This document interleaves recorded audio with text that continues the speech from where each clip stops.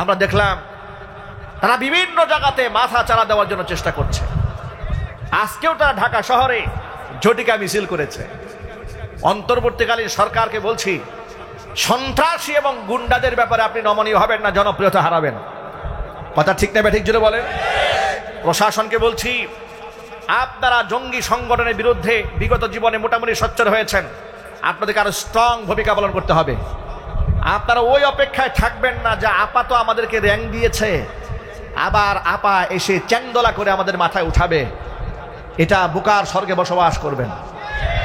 আপার কথা ভুলে যান, আপার অধ্যায় পৃথিবী থেকে শেষ হয়ে গেছে। কথা ঠিক কিনা বলেন? আপার অধ্যায় পৃথিবী থেকে শেষ হয়েছে ঠিক সেভাবে ফেরাউনের অধ্যায় শেষ হয়েছে যেভাবে। শুধু আপার একটা পর্ব বাকি আছে। ফেরাউন পানিতে চুক্তি খেয়ে মরেছে, আর আপা ফাঁসির কাষ্ঠে ঝুলে মরতে হবে। ঠিক কিনা বলো মুসলমান? এই পর্বটা বাকি আছে। সুতরাং রাষ্ট্রের জন্য কাজ করেন, দেশের জন্য কাজ করেন। সন্ত্রাসীদের বিরুদ্ধে আমাদের মজবুত থাকতে হবে। আমরা বিভিন্ন দলে বিভক্ত হলেও স্বাধীনতা, সার্বভৌমত্ব এবং জুলাই আগস্টের খুনি যারা, তাদের বিচারের দাবিতে আমরা কিন্তু সব একমত। জুলাই আগস্টের খুনিদের বিচার এই মাটিতে হোক, এটা আপনারা চান না? আলেমদেরকে যারা খুন করেছে, গুম করেছে, আয়নাঘরে রেখে টর্চার করেছে, তাদের শাস্তি বাংলাদেশে হোক, এটা আপনারা চান না? যারা আমাদেরকে মসজিদ থেকে বিনা নোটিশে, বিনা অপরাধে তাড়িয়ে দিয়েছে, নামাজ পড়াতে দেয় না, তাদের বিচার আপনারা চান না? কারা কারা চান? আমি তো হাত দেখতে চাচ্ছি, কারা কারা চান? ওরা আমাদেরকে মোটেও সহ্য করতে পারেনি। 2021 সালে আমাকে বুটবাজার কেন্দ্রীয় মসজিদ থেকে কি পরিমাণ মানসিক টর্চার করে আমাকে এখান থেকে তারা সরিয়ে দিয়েছে। কি অপরাধ ছিল আমার? কি অপরাধ ছিল? তারা আমাকে নামাজ পড়াতে দেয়নি 4টা বছর। আমি আপনাদের পাশের এলাকাতে ভাড়া ছিলাম, নিলয় হাউজিং এ। প্রশাসনের লোকেরা বাসায় গিয়ে বাড়িওয়ালাকে হুমকি দিয়েছে, মাদ্রাসা বিল্ডিং এ থাকে বলে, হ্যাঁ থাকে, ওনাকে বাসায় ঢুকতে দেবেন না, তাহলে আপনিও মামলা খাবেন। অপরাধ কি? আমরা কি চুরি করেছিলাম? যদি বলতে হবে তো আপনাদের। রাষ্ট্রের টাকা বিদেশে পাচার করেছিলাম? আমরা কি এদেশের মানুষকে গুম এবং খুন করেছিলাম? রাষ্ট্রদ্রোহিতা করেছিলাম?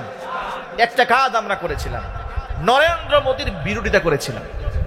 স্বৈরাচারের বিভিন্ন শরঈ কর্মকাণ্ড লঙ্ঘনের বিরোধিতা করেছিলাম, ইসলাম বিরোধী কর্মকাণ্ডের বিরোধিতা করেছিলাম। তারা আলেমদেরকে কোমরে রশি বেঁধে বেঁধে যখন আদালতে হাজির করত, হাতের মধ্যে যখন লোহার কড়া, হাত পায়ের মধ্যে লোহার ডান্ডা বেরিয়ে পড়ানো দৃশ্যগুলো দেখতাম, হৃদয়ে রক্তক্ষরণ হতো। বরদাস্ত করতে না পেরে প্রতিবাদ করতাম। এগুলা ছিল আমাদের অপরাধ। এগুলাকেই তারা রাষ্ট্রদ্রোহিতা বানিয়ে নিয়েছিল।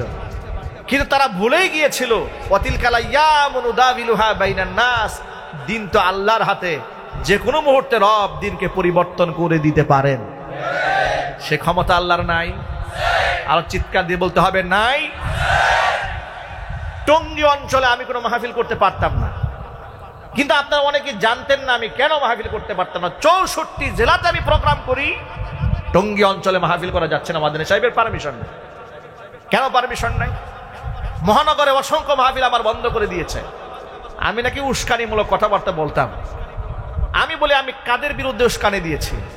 যারা নরেন্দ্র মোদীর সাথে আঘাত করে, নরেন্দ্র মোদীর সন্তুষ্টি কামনা করে রবের অসন্তুষ্টি নিয়েছে, যারা আলেম সমাজের বিরুদ্ধে মিথ্যা মামলা দিয়েছে, বছরের পর বছর আলেমদেরকে জেলখানায় আটকায় রেখেছে, আলেমদেরকে লোহা ডান্ডা বেরি পরিয়েছে, বুলেট প্রুফ জ্যাকেট পরিয়ে মানুষের সামনে বেইজ্জত করেছে, লাঞ্ছিত করেছে, অপমানিত করেছে, যারা যাদেরকে দেখেছি হিজাব পরা নারীদের পর্দা নিয়ে ষড়যন্ত্র করেছে, শাপলা চত্বরে গণহত্যা চালিয়েছে। কথা বলতে হবে ঠিক নেবে ঠিক। তাদের বিরুদ্ধে আমরা কথা বলেছি। এই কথা বলাটা যদি অপরাধ হয়ে থাকে, আর এটার নাম যদি মৌলবাদ হয়, তাহলে আমরা গর্বের সাথে বলি আমরা মৌলবাদী। ঠিক কিনা জোরে বলেন? রাষ্ট্রের টাকা দিয়ে তারা বিভিন্ন জায়গাতে রাস্তায় রাস্তায় মূর্তি ভাস্কর্য নামে বানাতে চেয়েছে, আমরা বিরোধিতা করেছি। আমাদেরকে জাতির পিতার বিরোধী বলেছে, আমাদেরকে বঙ্গবন্ধু বিরোধী বলেছে, রাষ্ট্র বিরোধী বলেছে। 4000 কোটি টাকা রাষ্ট্রের টাকা দিয়া মূর্তি বানিয়েছে, আনন্দ ভর্তি করেছে। সেই দেশে, যে দেশে রমজান মাসে ইফতার করতে দেয় নাই, তারা খেজুরের পরিবর্তে বড়ই খাওয়ার পরামর্শ দিয়েছে।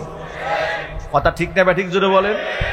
যারা আমাদেরকে খেজুরের পরিবর্তে বড়ই খেতে বলে, বেগুনির পরিবর্তে পেপিনি খেতে বলে, গোস্তের পরিবর্তে আমাদেরকে কাঁঠাল দিয়ে বার্গার খেতে বলে, এরকম পরামর্শ আমাদেরকে দিয়েছে। রমজান মাসে ঢাকা বিশ্ববিদ্যালয়ে ইফতার পার্টি বন্ধ করেছে, কিন্তু হোলি উৎসব বন্ধ করে নাই।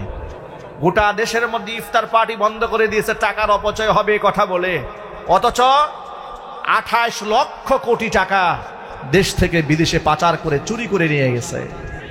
প্রিয় ভাইরা, রাষ্ট্রের এত বড় ক্ষতি যারা করেছে তাদের বিচার নিশ্চিত হওয়ার আগ পর্যন্ত গোটা বাংলাদেশের মুসলমানদের সাথে তাদের কোনো আতাত হতে পারে না। যারা আতাত করবে গোটা জাতি তাদেরকে আপার কাছে পাঠিয়ে দেবে।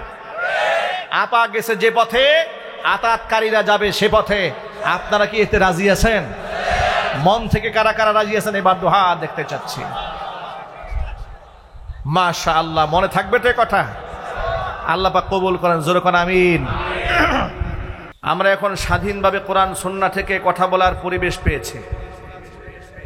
এখন আমাদের মাহফিল করতে গেলে থানা থেকে পারমিশন নিতে হয় না। স্টেজে ওঠার সময় কোনো কর্তৃপক্ষ আমাদের কানে এসে বলে না, হুজুর দিনকাল ভালো নয়, একটু বুঝে শুনে ওয়াজ করেন। এখন আর মাহফিলে আসার সময় এলাকার কোনো পাতি নেতা আমাদেরকে বলেন না, হুজুর আপনি কিন্তু লিস্টে আছেন। ঠিক না ভাই? ঠিক। আলেমদের লিস্ট করতো জালেমেরা। কারা? আলেমদের লিস্ট করতো জালেমেরা। যারা লিস্ট করেছে আলেমদের 116 জন সম্মানিত আলেমের নামের তালিকা তৈরি করে দুদকে জমা দিয়ে মানুষের সামনে তাদেরকে অপমানিত করার চেষ্টা যারা করেছিল, অল্প সময়ের ব্যবধানে আল্লাহ তাআলা তাদের মুখোশ জাতির সামনে উন্মোচন করে দিয়েছেন। শহীদ আল্লামা দেলোয়ার হোসেন সাঈদ রাহিমাহুল্লাহর একটা কথা মনে পড়ে। আল্লামার অনেক কথাই তো বর্তমানে বাস্তবায়িত হয়েছে। তিনি বলেছেন যে আল্লাহ, এই জাতির এত বড় ক্ষতি যারা করলো, এ ধর্মের এত বড় ক্ষতি যারা করেছে, আল্লাহ তুমি এদেরকে গোটা জাতির সামনে উলঙ্গ করে দাও। আল্লাহর কাছে দোয়া এমন ভাবে কবুল হয়েছে, আল্লাহ রাব্বুল আলামিন ঠিকই ওদের যে পৈশাচিক চেহারাটা এটা গোটা জাতির সামনে স্পষ্ট করে দিয়েছেন। গতকালকে শুনলাম সোশ্যাল মিডিয়ার কল্যাণে তিনি আরেকটা কথা বলেছিলেন, এগুলো তো আগে শুনিনি। গতকাল শুনলাম তিনি বলছেন এক বক্তব্যে, বহু বছর আগের কথা, তিনি বলছেন ভারত যে বাংলাদেশের সবচেয়ে বড় শত্রু, আল্লাহ এই জাতিকে কথাটা বুঝার তৌফিক দান করো। 2024 সালে এসে সে জাতি বুঝতে সক্ষম হয়েছে গোটা বাংলাদেশের জন্য ভারতের চাইতে শত্রু রাষ্ট্র পৃথিবীতে আর নাই। শত শত মসজিদ বুলডোজার দিয়ে ভেঙে দিচ্ছে, মুসলমানদেরকে বাড়িঘর থেকে উচ্ছেদ করছে, ওয়াকফ আইন নতুন করে সংশোধন করে মুসলমানদের জমি জমা দখল করার পায়তারা চালাচ্ছে, মুসলিমদের দাড়ি কামিয়ে দিচ্ছে, মুসলিম মা বোনদের পর্দা হিজাব টেনে ছিঁড়ে ফেলছে। এই কথাগুলি কি সত্য না অসত্য? একটু জোরে বলতে হবে। আপনারা কি দুর্বল হয়ে পড়েছেন? ভারতকে দেখে কি আমরা ভয় পাই? এদেশের মুসলমানরা ভারতের উগ্র হিন্দুত্ববাদী, এদেশের মুসলমানেরা বৃদ্ধাঙ্গুলি দিয়েও গণনা করে না। তাদেরকে গণনা করে বেঈমান মুনাফিকেরা, কেন মুসলমানদেরকে গণায় ধরে না, কারণ মুসলমানদের কাছে ঈমানি শক্তি আছে। যুবকেরা এগিয়ে আসতে হবে, গোটা পৃথিবীর মুসলিম উম্মার স্বাধীনতা রক্ষার জন্য এগিয়ে আসতে হবে। আল্লাহ পাক যেন সেই তৌফিক আমাদেরকে দান করেন। আল্লাহ তাআলা আজকে আমাদেরকে স্বাধীনভাবে কথা বলার সুযোগ দিয়েছেন। আপনারা খুশি না বেজা? কম না বেশি? যাদের ত্যাগ, যাদের কোরবানি, যাদের জীবনের বিনিময়ে স্বাধীনতা পেয়েছি, যারা দুনিয়া থেকে চলে গেছেন, আল্লাহ পাক শাহাদাতের সর্বোচ্চ মাকাম দান করেন। যারা আহত হয়েছেন বেঁচে আছেন হায়াতে তৈয়বা দান করেন। উগ্রবাদ বলে তার বিরুদ্ধে মামলা দিয়েছে। কোন লেখক যদি তার বইয়ের মধ্যে জিহাদ সংক্রান্ত কোন ঘটনা লিখেছে তাহলে তার বিরুদ্ধেই জঙ্গিবাদের মামলা দিয়ে দিয়েছে। কোন জায়গায় যদি মুসলমানরা জিহাদের ফজিলত নিয়ে আলোচনা করেছে তাদেরকে বিভিন্ন নামে আখ্যা দেওয়া হয়েছে। কাউকে বলা হয়েছে আনসারুল্লাহ বাংলাটি, এরপরে কাউকে নাম দেওয়া হয়েছে হিজবুত তাহরির, কাউকে দেওয়া হয়েছে উগ্রবাদী, কাউকে জঙ্গিবাদী, কাউকে মৌলবাদী ইত্যাদি নানা ট্যাগ দিয়ে দিয়ে ইসলামিক রেভলিউশন, ইসলামের বিপ্লবটাকে ঠেকিয়ে দেওয়ার ষড়যন্ত্র দ্বারা করেছিল। এটা কেন করা হয়েছিল সেটা আপনাদেরকে বলি। এই প্রেসক্রিপশনটা তাদের নিজস্ব ছিল না, এই প্রেসক্রিপশন ছিল আমাদের পার্শ্ববর্তী ভারতের। ভারত এই দেশের মুসলমানদের পক্ষ থেকে তাদের নামাজ অসহ্য করে বিষয়টি তা নয়। পৃথিবীর কোনো কাফের আমার নামাজ অপছন্দ করে না, পৃথিবীর কোনো কাফের মুসলমানদের জিকির অপছন্দ করে না, পৃথিবীর কোনো কাফের মুসলমানদের টুপি অপছন্দ করে না, দাড়ি অপছন্দ করে না। কারণ এই পৃথিবীর অসংখ্য অমুসলিমরা মুখে দাড়ি রাখে, ইহুদিরাও মাথার মধ্যে টুপি দেয়, যদি টুপির ঢংটা আলাদা। ঠিক নেবে ঠিক জুড়ে বলেন। নারীদের হিজাব এবং পর্দা আপনারা ধারণাও করতে পারবেন না, এরা শুধু মুসলিম নারীরাই পরে না, কট্টর ইহুদি যারা তাদের নারীরাও পরিপূর্ণ পর্দা করে থাকে, মাথায় হিজাব করে থাকে। কট্টর খ্রিস্টান যারা ম্যারি যাদেরকে বলা হয়, আপনি দেখবেন তাদের যারা ফাদার এবং মাদার বলে ওদের ড্রেসআপটা লক্ষ্য করে দেখেন, ওরাও কিন্তু আমাদের মা বোনদের মতো বোরকায় আবৃত যে ড্রেসআপ আছে এইরকম ড্রেসআপ পরে ওরা চলে। এর মানে হচ্ছে ওদের এই ড্রেসআপের প্রতি ক্ষোভ নাই, ওদের ক্ষোভ একটা বিষয়ের উপরে আছে, নামাজের প্রতি ওদের রাগ নাই, গুসা নাই, রোজার প্রতি, হজ জাকাতের প্রতি, তাসবিহ তাহলিল কোরআন তেলাওয়াতের প্রতি কোনো জিনিসের উপর ওদের ক্ষোভ নাই। ওদের যত ক্ষোভ আছে, ঘৃণা আছে আর ভয় আছে, সে আমলটার নাম হচ্ছে আল্লাহর পথে জিহাদ। এই জিহাদটা কাফেররা সহ্য করতে পারে না। এই জন্য ভারতীয় চ্যানেল রিপাবলিক টেলিভিশন, এই টেলিভিশনের একটা সাংবাদিক আছে না, কি নাম জানো, ময়ূখ রঞ্জন ঘোষ, নামটা মুখস্থ হয়ে গেছে, জীবনেও জানতাম না, ইদানিং চিল্লাচিল্লিতে মুখস্থ হয়ে গেছে। এত কথা বলে বাংলাদেশ নিয়ে, আর ব্যাঙের মতো লাভ দিয়ে একবার এই কোণার একবার সেই কোণার চলে যায়, প্রতি মুহূর্ত বলতে থাকে ইউনূস পাকিস্তান থেকে পিঁয়াজ আনে নাই, পিঁয়াজের আকৃতিতে বোমা নিয়ে আসছে। কত কথা যে বলে আমার বুঝে আসে না, উনি সংবাদ উপস্থাপনা করতে গিয়ে কত বোতল খেয়ে আসে, কিংবা কত বস্তা ডেট এক্সপায়ার গাঁজা খাইলে এই ধরনের সংবাদ উপস্থাপন করা যায়। ঠিক না ঠিক জুড়ে বলেন। আমাদের বাংলাদেশের এক রাজনীতিবিদ তার সাথে টকশোতে বসেছে অনলাইনে সে প্রশ্ন করেছে, আমাদের দেশের ভদ্রলোক প্রশ্ন করেছে, আচ্ছা বাংলাদেশ নিয়ে আপনার এত মাথা ব্যথা কেন, বাংলাদেশের আপনার সমস্যা কোথায়? তিনি জবাবে যে কথাটা বললেন এটা আমাদের টু দ্য পয়েন্ট। তিনি বললেন আমার বাংলাদেশ নিয়ে কোনো সমস্যা নাই, বাংলাদেশটা আমাদের সমস্যা হচ্ছে জিহাদি এবং জঙ্গি গোষ্ঠী। কথা বুঝতে পেরেছেন তো? বাংলাদেশ নিয়ে তাদের কোনো সমস্যা নাই, সমস্যা হচ্ছে জিহাদি এবং জঙ্গি গোষ্ঠী। এর মানে হচ্ছে তাদের খুবই স্পষ্ট করে দিয়েছে তারা আমার জিহাদকে সবচেয়ে বেশি ভয় পায়। জিহাদ যাদের অন্তর থেকে তারা মুছে দিতে পারে, এরকম মুনাফেক মার্কা মুসলমান নিয়ে তাদের কোনো ভয় নাই, তাদের কোনো শঙ্কা নাই। কিন্তু যে মুসলমানের অন্তরে কলিজার মধ্যে জিহাদের বারদ আছে, তাদেরকে তারা জানের চাইতেও বেশি ভয় করে। কথা বলেন ঠিক কিনা বলেন? জানি দুশ্মন মনে করে যে কোনো মুহূর্তে তাদেরকে উগ্রবাদী, মৌলবাদী, জঙ্গিবাদী, তালেবান, রাজাকার, আল বদর, আল শামস, রাষ্ট্রদ্রোহী ইত্যাদি যে কোনো কথা বলে তাদেরকে পৃথিবী থেকে তারা মিটিয়ে দিতে চায়। কিন্তু আমি আপনাদের কাছে একটা স্পষ্ট বার্তা শুনিয়ে দিতে চাই, আমি আমার সকল ভাইদেরকে জানিয়ে দিতে চাই, প্রিয় ভাইয়েরা আমার, জিহাদ এটা তো অস্বীকার করবে কোনো মুসলমান দূরের কথা। জিহাদ মুসলমানদের জন্য এমন একটি অবসম্ভাবী, অবধারিত একটা আমলের নাম যে জিহাদ শব্দটি কোরআন মাজিদের মধ্যে আল্লাহ তাআলা 41 বার স্পষ্ট উচ্চারণ করেছেন। কতবার এসেছে কোরআনে? 41 বার জিহাদ শব্দটি স্পষ্টভাবে এসেছে। প্রত্যক্ষ এবং পরোক্ষভাবে জিহাদ এবং কিতাল জিহাদের আহকামাত সম্পর্কিত আয়াত এবং ফাজাইল সম্পর্কিত আয়াত এসেছে কোরআন শরীফে 500-এর উপরে।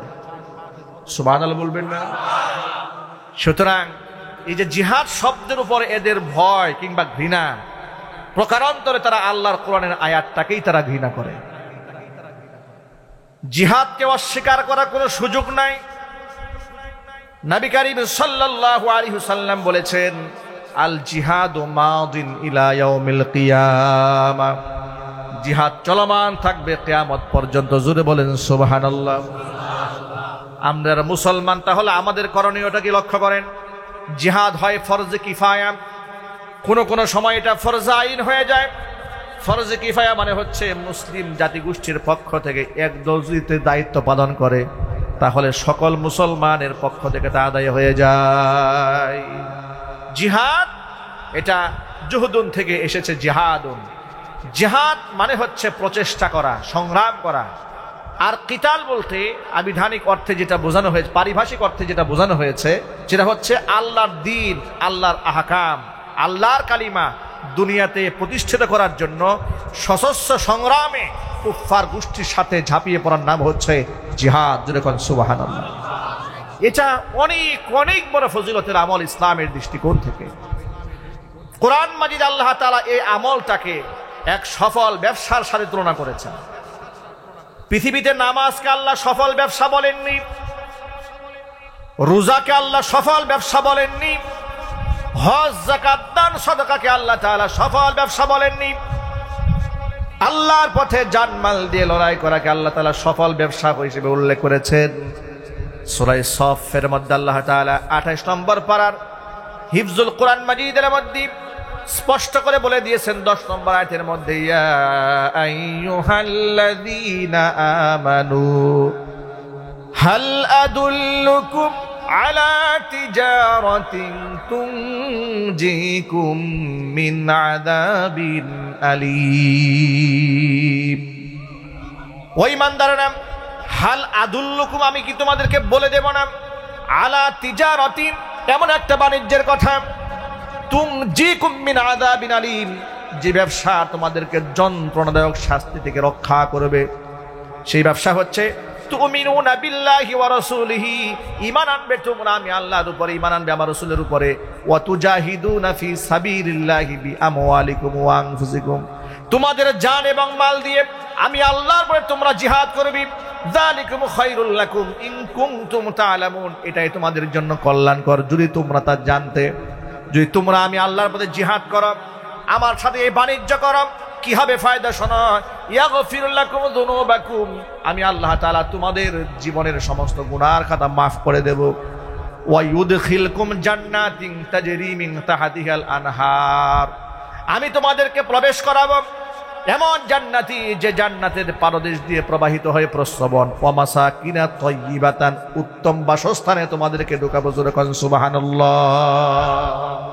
ভাইরা আমার, আল্লাহ তাআলা কোরআন মাজিদে বলছেন এমন একটা ব্যবসার কথা বলবো না যেই ব্যবসা তোমাদের কি জাহান্নামের যন্ত্রণার আযাব থেকে রক্ষা করবে। সেই ব্যবসা হচ্ছে আল্লাহর উপর এবং রাসূলের উপর ঈমান এনে জান এবং মাল দিয়ে আল্লাহর পথে জিহাদ করা। জান মাল দিয়ে আল্লাহর পথে জিহাদ করাকে আল্লাহ তাআলা একটি আযাব থেকে রক্ষাকারী সফল ব্যবসা হিসেবে উল্লেখ করেছেন। চিৎকার দেখুন আল্লাহু আকবার। জিহাদ কোরআন মাজিদে 41টা জায়গার মধ্যে স্পষ্টভাবে এলো। জিহাদের ব্যাপারে আল্লাহ তাআলা কোরআন মাজিদে বললেন, কুতিবা আলাইকুমুল কিতালু ওয়া হুয়া কুরহুল লাকুম ওয়া আসা আন তাকরাহু শাইআন ওয়া হুয়া খায়রুল লাকুম ওয়া আসা আন তুহিব্বু শাইআন ওয়া হুয়া শাররুল লাকুম ওয়াল্লাহু ইয়ালামু ওয়া আনতুম লা তা'লামুন। তোমাদের উপর জিহাদকে ফরজ করা হয়েছে। আমি আল্লাহর পথে সংগ্রাম করা শুধু নয়, কাফেরদের বিরুদ্ধে লড়াই করা, জান বাজি রেখে জান এবং মাল দিয়ে লড়াই করা, এটা তোমাদের উপর ফরজ করা হয়েছে। আর মনে রেখো, তোমরা একটা জিনিসকে অপছন্দ করো, আল্লাহর পথে জান মাল দিয়ে লড়াই এত সহজ ব্যাপার নয়, কিন্তু এর মধ্যে তোমাদের কল্যাণ রয়েছে। আর তোমরা যেটা অপছন্দ করো এর মধ্যে কল্যাণ আছে। এমন হতে পারে তোমরা যেটা পছন্দ করো তার মধ্যে তোমাদের অকল্যাণ রয়েছে। আমি আল্লাহ যা জানি তা তোমরা জানো না। এমন অসংখ্য আয়াত দ্বারা প্রমাণিত হয়। আল্লাহ রাব্বুল আলামিন আমাদের উপরে জিহাদকে ফরজ করেছেন। কি করেছেন জোরে বলেন তো ভাই? ফরজ করেছেন। আচ্ছা, আপনাদেরকে বোঝাবার জন্য একটা কথা বলি। দেখুন, জিহাদটাকে আমাদের সমাজে পত্র পত্রিকার ভাষায় সন্ত্রাসবাদের সাথে তুলনা করা হয়েছে। যেমন জিহাদি জঙ্গি গোষ্ঠী বলতে আপনারা কি বুঝেন? আপনারা মনে করেন গুপ্ত হামলাকারী, মানুষ হত্যাকারী কিংবা খুনকারী, এদেরকে আপনারা জঙ্গি সন্ত্রাসী হিসেবে মনে করেন।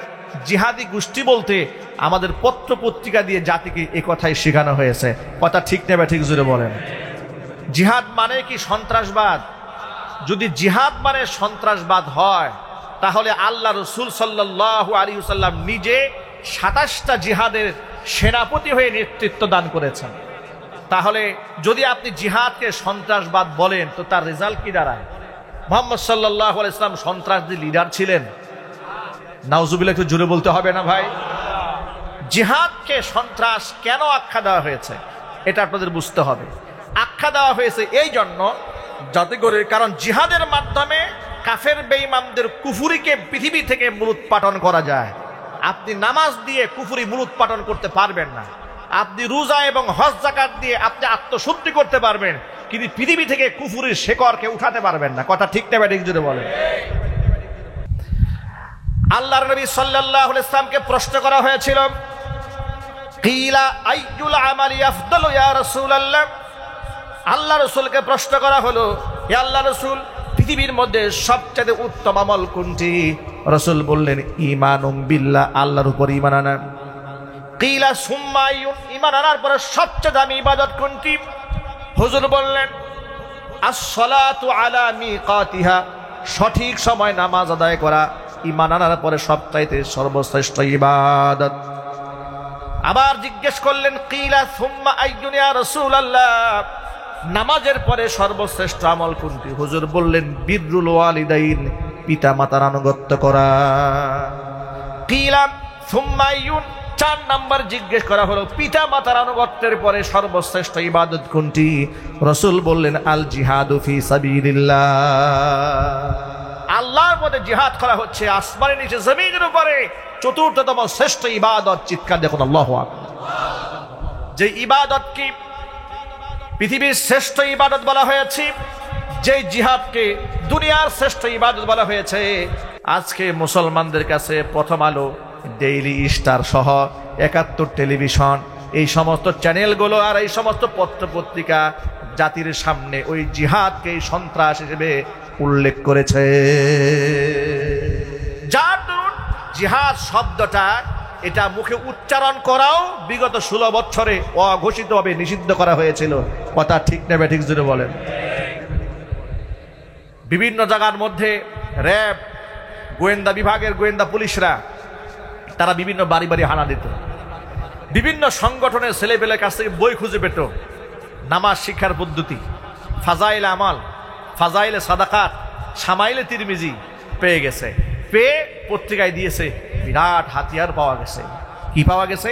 একদম জঙ্গিবাদের আস্থানা হানা দিয়ে আমরা এই সমস্ত জিহাদি বইগুলো উদ্ধার করেছি। দেখেন, আল্লাহর পথে চলার জন্য যে পাথেয়গুলোকে আছে, ও এগুলাকে তারা জঙ্গিবাদের হাতিয়ার মানে সন্ত্রাসবাদের হাতিয়ার হিসেবে তাদেরকে গ্রেফতার করেছে। আর প্রকাশ্য দিবালোকে যারা টর্চার সেল বানিয়ে, আয়নাঘর বানিয়ে মানুষ খুন করেছে, গুম করেছে, সশস্ত্র মহড়া দিয়ে ক্যাম্পাসগুলোকে রক্তাক্ত করেছে, গুলি করে মানুষ খুন করেছে, জীবনেও তাদেরকে সন্ত্রাস হিসেবে পত্রিকার মধ্যে উল্লেখ করা হয়নি। কথা ঠিক না জুড়ে বলতে হবে, ঠিক কিনা বলে? যেই ছাত্র সংগঠনের লোকেরা বিগত জীবনে হেফাজতের মিছিলে হামলা করেছে, আলেমুল আমাদের উপর টর্চার করেছে, এমনকি নরেন্দ্র মোদী 2021 সালে বাংলাদেশে আসাকে কেন্দ্র করে বুটবাজার কেন্দ্রীয় মসজিদ থেকে আমরা যখন সংগ্রাম করেছিলাম, আমাদের সেই মিছিলে সশস্ত্র হানা দেওয়ার জন্য লাঠিয়াল বাহিনী যারা রেডি করেছিল, সেই কুখ্যাত ছাত্রলীগ যারা অস্ত্রধারী, রাষ্ট্র স্বাধীন হওয়ার পরে তাদের হলগুলোতে সার্চ করে অসংখ্য অস্ত্র পাওয়া গেছে, যার প্রমাণ পাওয়ার পরে জঙ্গি সংগঠন হিসেবে এদেরকে উল্লেখ করা হয়েছে। কিন্তু বিগত 16 বছর এই জঙ্গিদেরকে পুষা হয়েছে, আলেমদেরকে গ্রেফতার করা হয়েছে। কথা বলতে হবে, ঠিক কিনা বলে? ভাইরা আমার, মূল কথায় ফিরে আসি। জিহাদ শব্দ তারা আমাদেরকে বলতে দেয়নি, অথচ জিহাদ আল্লাহ তাআলা ফরজ করে দিয়েছেন। আল্লাহর পথে যদি কেউ জিহাদ না করে তার পরিণতি কি হবে শোনেন। বুখারী শরীফের হাদিসের মধ্যে এসেছে, কিতাবুল মাগাজি অধ্যায়ে আল্লাহর হাবিব সাল্লাল্লাহু আলাইহি ওয়াসাল্লাম বলেছেন, মান মাতা, যে ব্যক্তি মারা গেল এমন অবস্থায়, ওয়ালাম ইয়াগজু, যে জীবনে জিহাদ করে নাই, ওয়ালাম ইউজাবিজ গাজিয়ান, কোন মুজাহিদকে সামরাও জুগিয়ে দেয়নি, সাহায্য করেনি, ওয়ালাম ইউহাদ্দিস বিহি নাফসাহু, মনে মনে আল্লাহর পথে জিহাদ করার সংকল্প করে নাই, মাতা আলা শুবাতিন মিনান নিফাক, ও মুসলমান হয়ে মরবে না, মুনাফিকদের দলভুক্ত হয়ে মারা যাবে। এবার আমি আপনাদেরকে প্রশ্ন করতে চাই, আমরা কি মুনাফিকদের দলভুক্ত হয়ে মরতে চাই? মুনাফিক হয়ে মরতে চাই না, ইমানদার হয়ে মরতে চায়। ইমানদার ব্যক্তি আল্লাহর পথে জিহাদ করবে, জিহাদের সুযোগ না পেলে মুজাহিদদেরকে সাহায্য করবে, সাহায্য যদি না করতে পারে অন্তরে জিহাদ করার জন্য পরিকল্পনা আনতে হবে। জিহাদের পরিকল্পনা, আল্লাহর পথে শাহাদাতের তামান্না নিয়ে যদি কোনো ব্যক্তি ঘরে শুয়েও মারা যায়, মহান আল্লাহ রব্বুল আমিন তাকে শহীদের মর্যাদা দান করে দিবেন। যদি বলেন সুবহানাল্লাহ। 20 বছরের এক টকবগে নওজওয়ান, কুফরি হালাতের নাম ছিল আব্দুল উজ্জা। ইসলাম ধর্ম গ্রহণ করার পরে নবীজি সাল্লাল্লাহু আলাইহি ওয়াসাল্লাম নাম রেখে দিয়েছেন আব্দুল্লাহ। আব্দুল্লাহ জুলবিজাদাই, লম্বা ইতিহাস রয়েছে তার ব্যাপারে। আল্লাহর দ্বীনের জন্য কালিমা গ্রহণ করতে গিয়া ত্যাগ কোরবানি অনেক করেছেন, আল্লাহর পথে সব বিলিয়ে দিয়েছেন, তারপরও দিল ঠান্ডা হয় নাই। তাবুক যুদ্ধে আল্লাহর নবীর সাথে তিনি শামিল হয়েছেন। জিহাদের ময়দানে গিয়ে হুজুরের কাছে আবেদন জানালেন, টকবগে নওজওয়ান, ইয়া রাসূলুল্লাহ, ইয়া হাবিবাল্লাহ, আপনি আল্লাহর কাছে আমার জন্য দোয়া করেন, আল্লাহ পাক যেন এই জিহাদে আমাকে শহীদ হিসেবে কবুল করে নেন। নবীজি সাল্লাল্লাহু আলাইহি ওয়াসাল্লাম কাঁচা গাছের একটা ছাল এনে এই আব্দুল্লাহ জুলবিজাদাইনের বাজুর মধ্যে নিজ হাতে বেঁধে দিলেন, আর আল্লাহকে বললেন, রব্বুল আলামিন, আমি আব্দুল্লাহর রক্ত কাফেরদের জন্য হারাম বানায়া দিলাম। হযরত আব্দুল্লাহ জুলবিজাদাইন চোখের পানি ছেড়ে কান্নায় ভেঙে পড়লেন, ইয়া রাসূলুল্লাহ, আমি চাইলাম শাহাদাতের মৃত্যু, আর আপনি আমার জন্য দোয়া করলেন কাফের বেঈমান যেন আমাকে টাচ করতে না পারে। নবীজি বললেন, আব্দুল্লাহ রে, শোনো, তোমার অন্তরে আল্লাহর পথে শহীদ হওয়ার যে তামান্না আমি লক্ষ্য করেছি, ওই তামান্না নিয়ে জ্বরে আক্রান্ত হয়েও যদি তুমি মারা যাও, আল্লাহ পাক তোমাকে শাহাদাতের মর্যাদা দিয়ে দিবে। ঠিক তাই হলো। তাবুকের ময়দানে আব্দুল্লাহ জুলবিজাদাইন রাদিয়াল্লাহু তাআলা আনহু মারাত্মক জ্বরে আক্রান্ত হয়ে গেলেন এবং সেই দরেই তার ইন্তেকাল হয়ে গেল। ইন্তেকাল হয়ে যাওয়ার পরে সাহাবায়ে কেরাম ফিরে আসলেন, দৌড়ে আসলেন রাসূলের কাছে, এসে বললেন, নবীজি, আপনার সেই সাহাবী হযরত আব্দুল্লাহ জুলবিজাদাইন জ্বরে আক্রান্ত হয়ে ইন্তেকাল করেছেন। নবীজি সাল্লাল্লাহু আলাইহি ওয়াসাল্লাম তার জানাজার জন্য প্রস্তুতি গ্রহণ করলেন। তাকে গোসল দেওয়ানো হলো জিহাদের ময়দানে রাতের বেলাতেই। গোসল দিয়ে দেওয়ার পরে নবীজি সাল্লাল্লাহু আলাইহি ওয়াসাল্লাম সাহাবীদেরকে কবর খনন করতে বললেন। কবর খনন করা হলো। নবীজি সাল্লাল্লাহু আলাইহি ওয়াসাল্লাম নিজে কবরের মধ্যে নামলেন। কবরে নেমে আবু বকর আর উমরকে ডেকে বলছেন, আবু বকর, উমর, লাশের সাথে যেন বিয়াদবি না হয়ে যায়, আমার হাতে লাশটা দাও। নবীজি আব্দুল্লাহ জুলবিজাদাইনের লাশটা নিজ হাতে ধারণ করলেন, কবরের মধ্যে রাখলেন, মাটির কার্যক্রম সম্পাদন করলেন। এরপরে আল্লাহর কাছে হাত তুলে বলছেন, আল্লাহুম্মা ইন্নী আমসাইতু আনহু রাদিয়ান ফারাদা আনহু। আল্লাহ তাআলা, আজকে এই সন্ধ্যা পর্যন্ত আব্দুল্লাহ জুলবিজাদাইনের প্রতি আমি নবীজি সন্তুষ্ট ছিলাম, রব্বুল আলামিন তুমি তার প্রতি সন্তুষ্ট হয়ে যাও। আব্দুল্লাহ ইবনে মাসউদ রাদিয়াল্লাহু তাআলা আনহু বর্ণনাকারী, তিনি বলেন, জীবনে কোনোদিন মৃত্যুর জন্য আমার আফসোস হয় নাই, কিন্তু ওই দিন আমি মৃত্যুর জন্য আফসোস করেছিলাম। আহারে, তার নামটাও আব্দুল্লাহ, আমার নামও আব্দুল্লাহ। এই জায়গায় যদি আজকে আব্দুল্লাহ জুলবিজাদাইনের লাশটা না হয়ে আমি আব্দুল্লাহ ইবনে মাসউদের লাশ হতো, জীবনটা আমার ধন্য হয়ে যেত। কারণ নবীজি বলেছেন, সন্ধ্যা পর্যন্ত আমি তার উপর সন্তুষ্ট ছিলাম, রব্বুল আলামিন তুমি তার প্রতি সন্তুষ্ট হয়ে যাও। কত বড় পাওনা! ও যুবক ভাইরা আমার, এই কথার মাধ্যমে আমি শুধু এই সবকটা দিতে চেয়েছি, শহীদি তামান্না যদি অন্তরের মধ্যে থাকে, বিছানায় শুয়েও যদি আপনি মারা যান, ভারতেও যেতে হয় নাই। খালিদ বিন ওয়ালিদ রাদিয়াল্লাহু তাআলা আনহু বিখ্যাত সাহাবী, খালিদ সাইফুল্লাহ উপাধি যার। খালিদ বিন ওয়ালিদ ইসলামের এক অপরাজেয় সেনাপতি। পৃথিবীর কোন যুদ্ধে ইসলাম ধর্ম গ্রহণ করার পরে তিনি পরাজিত হন নাই। তার নাম খালিদ বিন ওয়ালিদ রাদিয়াল্লাহু তাআলা আনহু। বুড়ো বয়সে বার্ধক্যজনিত রোগে আক্রান্ত হয়ে বিছানায় কাতরাচ্ছেন, জীবনের শেষ সায়ান্নে এসে চোখের পানি ছেলে কান্না করেন। বিবি ডেকে বলে, মা ইউবকিকা, কেন কান্না করেন? এবার প্রিয়তমা স্ত্রীকে ডেকে খালিদ বিন ওয়ালিদ বলছে, প্রিয়তমা স্ত্রী, আমার পায়ের পাতা থেকে শুরু করে মাথার তালু পর্যন্ত গোটা দেহটা চেক করে বলো তো, আমার দেহের এমন একটা অঙ্গ প্রত্যঙ্গ বাকি আছে নাকি যে অঙ্গের মধ্যে আঘাতের চিহ্ন নাই?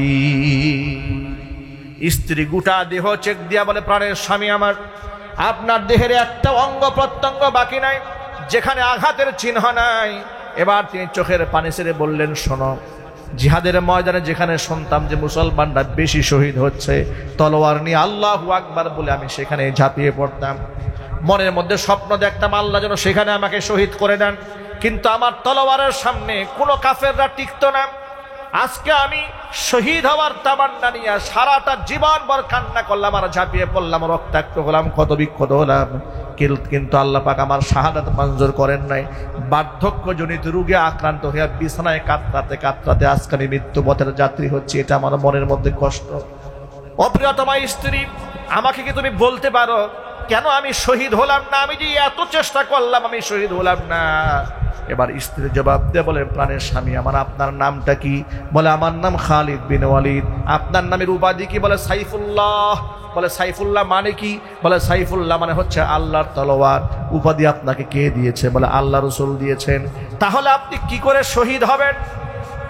আপনি হচ্ছেন আল্লাহর তলোয়ার, আপনি যদি শহীদ হয়ে যান তাহলে তলোয়ার তো ভেঙে যায়, কাফেররা বিজয়ী হয়, আপনার তলোয়ার আপনি ভেঙে আপনি টুকরা হয়ে যান, মানে আল্লাহর তলোয়ারটা ভেঙে যায়। আসমানের নিচে জমিনের উপরে আল্লাহর তলোয়ারকে ভেঙে দেয় এমন শক্তি তো পৃথিবীতে কারো নাই। এই জন্য আল্লাহ তাআলা আপনাকে গাজীর মর্যাদা দান করেছেন। চিৎকার যখন আল্লাহু আকবার। তিনি স্ত্রীর কথা শুনে সান্ত্বনার বাণী পেলেন। ভাইরা আমার, সাহাবায়ে কেরাম রাদিয়াল্লাহু তাআলা আনহুম আজমাইন সকলে আল্লাহর পথে শহীদ হতে চেয়েছেন, আর আমরা এমন আয়েশি জিন্দি গ্রহণ করেছি, আমরা কেউ মরতে চাই না, আমরা সব বাঁচতে চাই। মনে রাখবেন, সকলে যদি বাঁচতে চান একদিন সকলকে কুকুরের মতো মরতে হবে। আর যদি আল্লাহর পথে জীবন দেওয়ার তামান্না নিয়ে আমরা ঝাঁপিয়ে পড়ি, দুনিয়া থেকে বিদায় হব, আমরা সিংহের মতো বিদায় হবে, বিড়ালের মতো নয়। ঠিক নেবে ঠিক দূরে বলেন। যুবকেরা, ডাক আসতে পারে, সেদিন বেশি দূরে নয়। ভারতের দিকে তাকান, যেভাবে মুসলিম গণহত্যা চলছে, যেভাবে মসজিদগুলা ভেঙে দেওয়া হচ্ছে, যেভাবে কবরস্থান বুলডোজার দিয়ে ঘুরে দেওয়া হচ্ছে, মুসলমানদের বাড়িঘর যেভাবে ভাঙা হচ্ছে, এবং বাংলাদেশ নিয়ে যেমন কূটকৌশল তারা আটতেছে, তারা কিন্তু জিহাদের দামামা বাজিয়ে দিয়েছে। কথা ঠিক নেবে ঠিক জুড়ে বলেন। তারা কিন্তু জিহাদের দিকে আমাদেরকে আহ্বান করছে। আর গজওয়াতুল হিন্দ তো আমাদের সামনে আছে, ওই জিহাদে ইনশাল্লাহ আমরা অবশ্যই শামিল হব। হিন্দুস্তানের মুশরিকদের সাথে যদি রক্ত দিয়ে জিহাদ করে কালিমার পতাকা উড্ডীন করতে হয়, আমি আমার কুনিয়ার সামনে সকল তাওহীদি যুবক ভাইদেরকে বলতে চাচ্ছি, আপনারা কি সেই জিহাদে শামিল হতে প্রস্তুত আছেন তো? ইনশাআল্লাহ। আল্লাহকে দেখায় দেন, আল্লাহকে দেখায় দেন, আল্লাহ কবুল করেন। জোরে করে আমিন। যারা আল্লাহর পথে চলে, আল্লাহর কথা বলে, আল্লাহকে ভালোবেসে সপেছে জীবন, তাদের কিসের ভয়, কে করে পরাজয়, শহীদি তামান্নাতে নাচে তার মন। যারা আল্লাহর পথে চলে, আল্লাহর কথা বলে, আল্লাহকে ভালোবেসে সপেছে জীবন, তাদের কিসের ভয়, কে করে পরাজয়। শহীদি তামান্নাতে নাচে তার মন, হাসনা হেনার গ্রানে ভুলে না হৃদয় তার। কালিমার মিশক মাখা হৃদয় রয়েছে যার। হাসনা হেনার গ্রানে ভুলে না হৃদয় তার। কালিমার মিশক মাখা হৃদয় রয়েছে যার। সব পিছুটান ভুলে জিহাদের পথে চলে, সব পিছুটান ভুলে জিহাদের পথে চলে। সে তো তার ঈমান বলে, যারা আল্লাহর পথে চলে, আল্লাহর কথা বলে, আল্লাহকে ভালোবেসে সঁপেছে জীবন। তাদের কিসের ভয়, কে করে পরাজয়। শহীদি তামান্নাতে নাচে তার মন, যারা আল্লাহর পথে চলে, আল্লাহর কথা বলে, আল্লাহকে ভালোবেসে সঁপেছে জীবন। তাদের কিসের ভয়, কে করে পরাজয়। শহীদি তামান্নাতে নাচে তার মন। মনে রাখবেন, মুনাফিকরা দিনে কয়েক হাজার বার মরে, ইমানদার জীবনে একবার মরে। ঠিক না ব্যাঠিক জুড়ে বলেন? সাইকেলের টায়ার যদি পাঞ্চার হয়, মুনাফিকের কলিজা শেষ। ঠিক না ব্যাঠিক বলেন? ইমানদার কখনো ভীতু এবং কাপুরুষ হয় না, ইমানদার সাহসী হয়। আল মুমিনুল কাবিয়্যু খায়রুম মিনাল মুমিনিদ দাঈফ। দুর্বল ইমানদারের চাইতে শক্তিশালী ইমানদার আল্লাহর কাছে শ্রেষ্ঠ। আমরা কি দুর্বল ইমানদার হব? আর ইমানকে নবায়ন করতে হলে, মজবুত করতে হলে সুন্নতি জিন্দেগি গ্রহণ করার বিকল্প কোনো রাস্তা নাই। ঠিক কিনা ভাইরা? গুনাহকে ছাড়তে হবে। আজকে আমরা যেখানে এখানে এসেছি, আমরা অনেকেই অনেক ধরনের গুনাহের সাথে আমরা জড়িয়ে আছি। কবিরা, সগীরা, জাহিরি, বাতিনি, ইচ্ছায় অনিচ্ছায় কত ধরনের গুনাহের মধ্যে আমরা ডুবে আছি। গুনাহ যদি ভাই আমরা না ছাড়ি, ঈমান তাজা হবে? যদি বলি ঈমান তাজা হবে? ঈমান যদি তাজা করতে হয়, গুনাহকে ছাড়তে হবে।